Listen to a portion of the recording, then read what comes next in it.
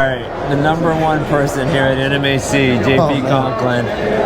Number one question, all we're hearing is interest rates. What are you telling people at this conference? What are you hearing? I'm telling them that the Fed is hiking tomorrow 25 basis points. They'll hike again 25 basis points on March 22nd. Okay. Then they're probably done.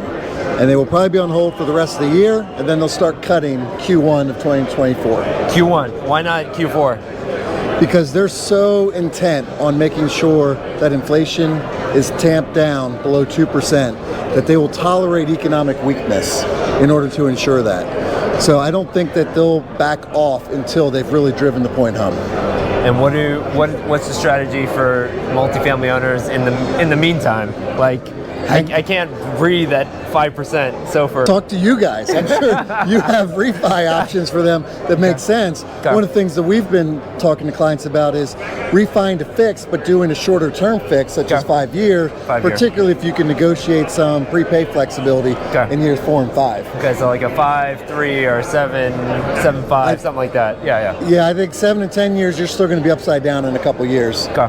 And if you're used to floating rate debt, you're not going to be used to the prepayment penalty you're going to have with it. Okay. I'm just trying to breathe monthly though.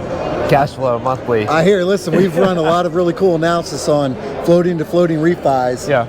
Improved NOI, higher cap strike, press the reset button. Okay. Unlock those escrows and unwind your current cap because it's probably deeply in the money. Okay. Just free up some cash flow for the next 12 months and live for another day. Survive to 25. That's it. All right, perfect. Go Birds.